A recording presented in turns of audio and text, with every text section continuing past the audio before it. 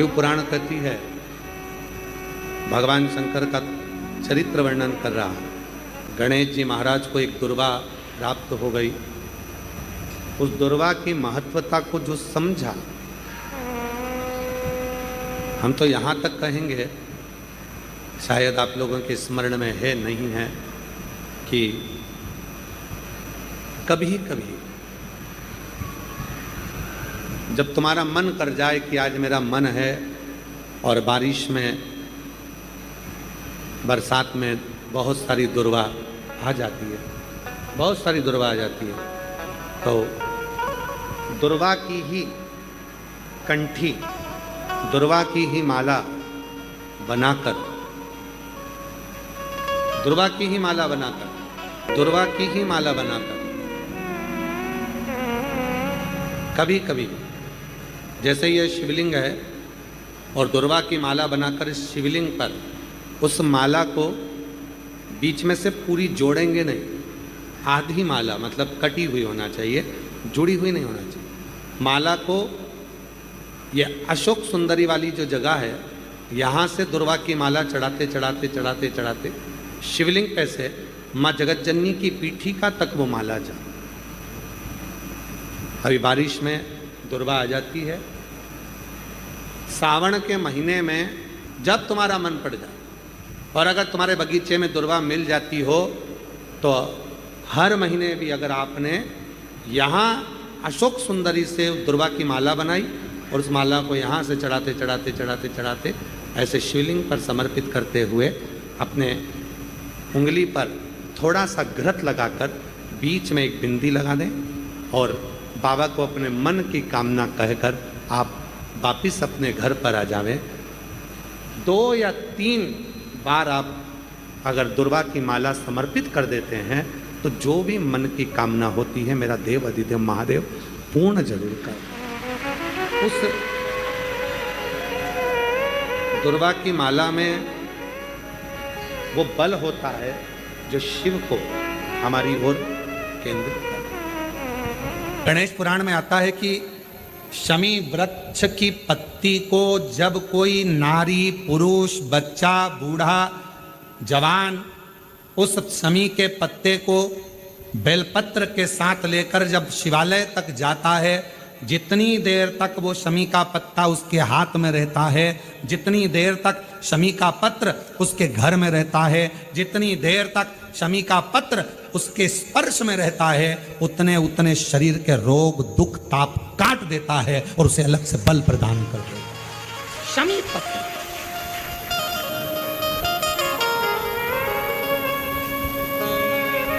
जब व्यक्ति का विल पावर डाउन होता है ना, उसको लगता है ये होगा कि नहीं होगा, होगा कि नहीं होगा, उसको 5 मिनट शमी वृक्ष के नीचे चले जाना चाहिए, 5 मिनट, इससे ज्यादा नहीं, या शमी की पत्ती को रख लेना चाहिए। पहले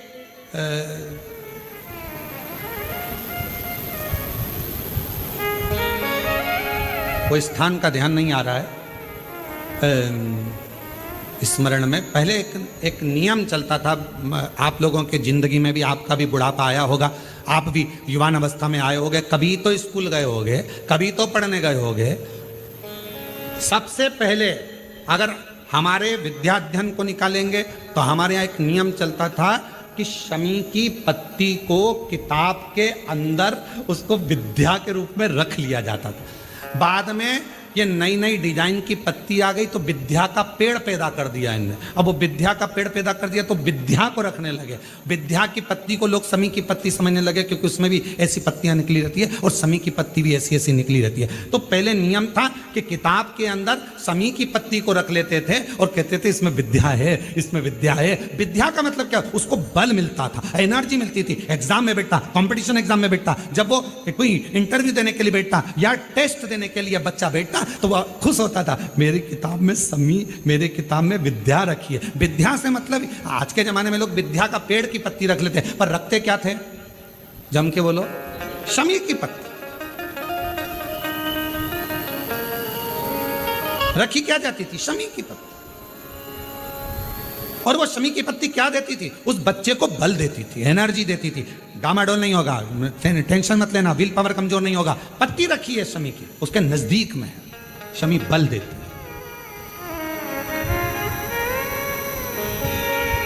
जो ये ऑनलाइन कथा चल रही है, ये शमी मंदार शिव महापुराण की कथा चल रही है, शमी कथा। और बहुत सावधानी से इसका स्मरण करिएगा कि एक शमी के वृक्ष की पत्ती कितना बल देती, कितना बल।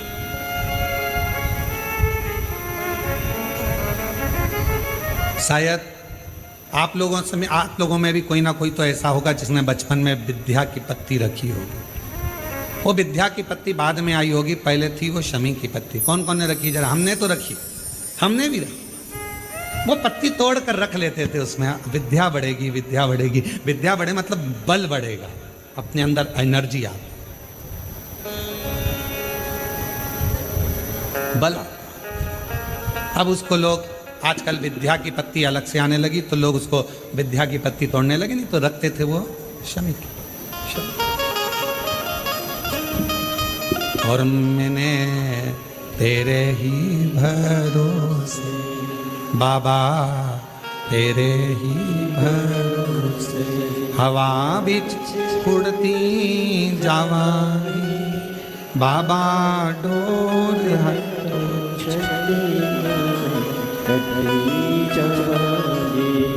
भोले मैं तेरी शंभू, मैं तेरी हवा बिच उड़ती जावांगी बाबा, डोर हटो छड़िया में कटी जावांगी। जैसे शिव का द्वार बेलपत्र, यहाँ शास्त्र कहता है आंवले का वृक्ष, शमी का वृक्ष, पीपल का वृक्ष, बट वृक्ष, ये हमको बल देते हैं। बल। मान लो शरीर के किसी भी अंग में अगर गांठ हो गई, बहुत बड़ा रोग हो गया, बहुत बड़ा रोग हो गया, डॉक्टर को दिखाइए, दवाइयां लीजिए, जांचें कराइए। और शंकर जी की 5 लड़कियां, पहले नंबर पर जया, 5 बेलपत्र लेकर जाओ। एक बेलपत्र जया शिव शंकरा, जम के बोलो, जया शिव शंकरा। एक बेलपत्र अशोक सुंदर वाली जगह पर समर्पित कर। दूसरी विषहरा शिव शंकरा, गणेश जी की जगह पर अर्पित कर। श्यामली बारी शिव शंकरा, कार्तिकेय की जगह पर समर्पित कर।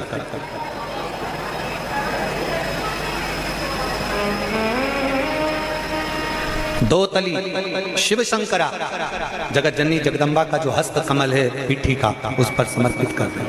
और देव, जम के बोलो, देव शिव शंकरा कहकर शिवलिंग पर समर्पित कर दे। 5 बेलपत्र लोटा भरकर जल लेकर गए हो, 5 स्थान पर धीरे धीरे समर्पित करें।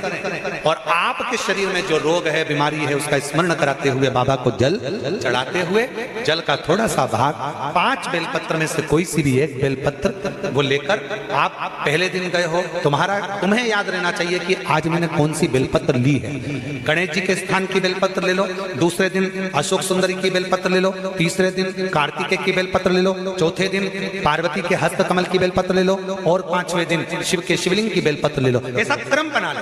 5 दिन 5 बेलपत्र चढ़ाना है और एक एक बेलपत्र लेकर आना है। सुबह खाली पेट उस बेलपत्र को खाइए और थोड़ा सा जलपान कर बाबा का जो जल है उसका आचमन करो, शिव जी से विनय करो। 5 दिन के बाद में फिर वापस जांच करवाइए, धीरे धीरे शरीर में जो रोग है वो समाप्त की ओर जाए। जो डॉक्टर दवाई दे वो दवाई खाओ, जो डॉक्टर जांच का बोले जांच कराओ। डॉक्टर शंकर का एक रूप है, जैसा डॉक्टर बोले वैसा करो, पर साथ में शंकर के प्रति एक विश्वास रखकर उसकी दृढ़ता भी धारण करो, शिव के एक समर्पण करो। मन की एक आनंदता को प्रकट करने वाले सुयशा भगवान देवाधिदेव महादेव की भक्ति में लगती है और नंदीश्वर को भगवान शंकर के शिवालय में, शंकर भगवान के मंदिर में स्थापित करवा देती है। वो धर्मपत्नी सुयशा, धर्मपत्नी सुयशा। आप में से कितने लोग हैं जो घर में से जल लेकर जाते हैं शंकर भगवान को चढ़ाने? सभी लोग ले जाते हो। जब घर के मटके में से, परिंडे में से, बाल्टी में से, टंकी में से घर के हंडे में से जब एक लोटा जल लेकर जाते हो ना, उस समय पर आपके मन में ये भाव प्रकट होना चाहिए कि हमारे घर में हम देव अधिदेव महादेव को जल चढ़ाने के लिए जा रहे हैं। हे शिव शंकर, अगर घर में पितृदोष है, कालसर्प दोष है, वास्तु दोष है, या मेरे घर के अंदर कोई भी दोष है, एक लोटा जल जब मैं आप पर समर्पित करूं तो मेरे देवाधिदेव महादेव हमारे घर के सारे रोग, दोष, बीमारी, कष्ट को दूर कर देना और तेरे चरणारविंद का जल देकर हमारे घर को पवित्र कर दे। तेरे चरणों का जल हमको प्राप्त हो जाए, जिससे हमारा जीवन सार्थक हो जाए। घर से जल लेकर जाओ तो ये कहकर जाओ कि हमारे कुछ दोष होंगे पूर्व के, कुछ पाप कर्म होंगे पूर्व के, वो तेरे दरवाजे पर जल चढ़ाने से मिट जाएंगे। जब वहां से आओ तो थोड़ा सा जल लाते हो साथ में, थोड़ा सा जल कलश में 2 बूंद 4 बूंद जो भी तुम लेकर आते हो वो लाकर घर में छींटते हुए प्रवेश करो। क्यों? क्योंकि हमारे घर का कोई दोष होगा, बाबा को जल चढ़ाने से वो मिट जाएगा और बाबा के चरणारविंद का जल लाकर घर में छींटने से लक्ष्मी और वैभव बढ़ जाएगा। ये उसकी कृपा से है, ये उसकी दया से है, ये उसकी करुणा से है। महाराज, श्रावण का महीना चल रहा है। सावन के महीने में कार्तिकेय महाराज की धर्म पत्नी देवसेना और वल्ली देवी, कौन कौन है? जम के बोलो जरा। देवसेना और वल्ली देवी।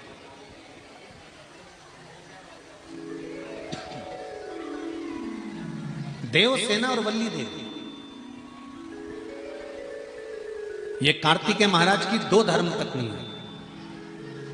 इन्होंने शंकर भगवान की आराधना कब करी थी?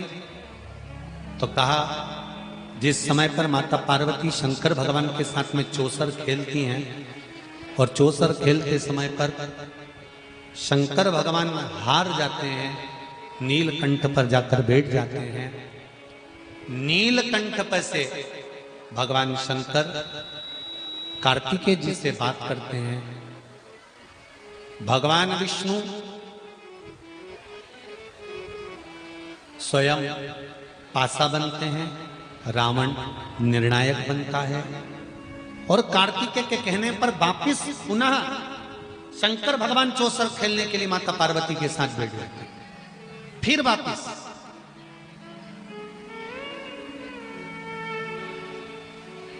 और शंकर भगवान जब माता पार्वती के साथ चौसर खेलने वापिस बैठते हैं, पुनः विराजमान जब हो जाते हैं, फिर बैठ जाते हैं। तब पार्वती मैया जब हारती हैं तो पार्वती जी के मन को यह लगता है कि हारने का कारण क्या है।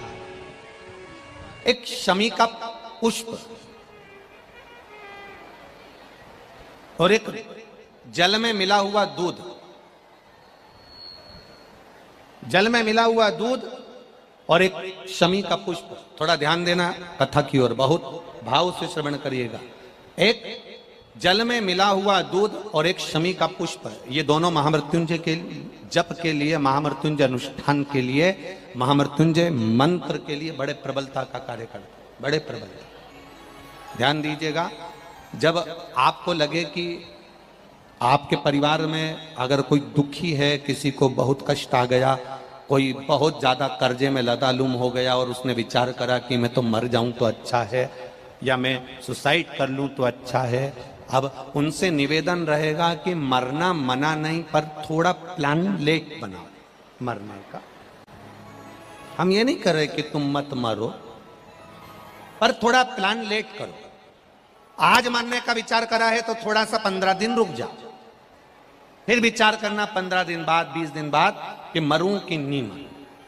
पर एक कार्य जरूर कर कर देखना, रुद्राक्ष की माला से महामृत्युंजय मंत्र का जाप शंकर जी के मंदिर के सम्मुख में नंदीश्वर के पास में बैठकर शिव के सम्मुख को देखते हुए, शंकर के शिवलिंग को देखते हुए, शमी के पुष्प को अपने सामने रखकर एक बार महामृत्युंजय मंत्र का 108 बार जाप कर कर शमी का पुष्प उस पात्र में से, कटोरी में से उठाकर जाप पूरा होने के बाद शंकर को समर्पित करो और शंकर को समर्पित कर कर फिर विचार करना, 15 दिन 20 दिन 1 महीना रुकना कि तुम्हें बाबा ने जो तुमने मांगा वो तुम्हें दिया कि नहीं दिया। उसके बाद विचार करना कि जाऊं कि ना।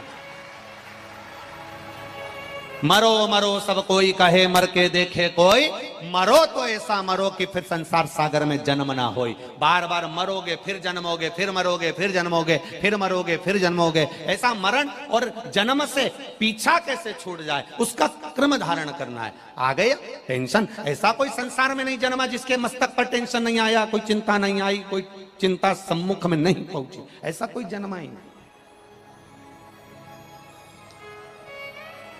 आ गया थोड़ी परेशानी, आ गया थोड़ा कष्ट। एक शमी का पुष्प सम्मुख रखकर महामृत्युंजय मंत्र का अनुष्ठान कर कर, और यदि आप नहीं कर सकते हो, आपको लग रहा है कि मेरे दुख की घड़ी चल रही है, समस्या की घड़ी चल रही है, बहुत रोग चल रहा है, बहुत बीमारी चल रही है, बहुत कष्ट चल रहा है, उस समय पर आप अगर नहीं कर सकते हो तो जो आपके प्रिय, आपके स्नेही, आपसे मिलने वाले जो ब्राह्मण देवता, जो भू देवता हो, उनके चरणों में जाकर नमन कर कर, प्रार्थना कर कर, उनसे विनय कर कर कह सकते हो, महाराज जी बहुत टेंशन का जीवन चल रहा है, बहुत कष्टमय जिंदगी चल रही है, आप कृपा करो मेरे लिए एक बार महामृत्युंजय का अनुष्ठान शमी का पुष्प रख कर कर दीजिए। बाबा ब्राह्मण देवता, मुझे विश्वास है कि मेरा भोलेनाथ मेरा हाथ पकड़ लेगा और मुझे इस भवसागर से पार उतार देगा। एक शमी के पुष्प में वो बल होता है, एक शमी के पुष्प में वो भाव होता है, एक शमी के पुष्प में वो आनंद होता है कि महामृत्युंजय के अनुष्ठान का, महामृत्युंजय मंत्र के बल का एक आनंद सुख हमें तुरंत प्रदान कर दे, तुरंत दे। जैसे बेलपत्री के मध्य भाग, थोड़ा ध्यान दीजिएगा, ये बेलपत्र है,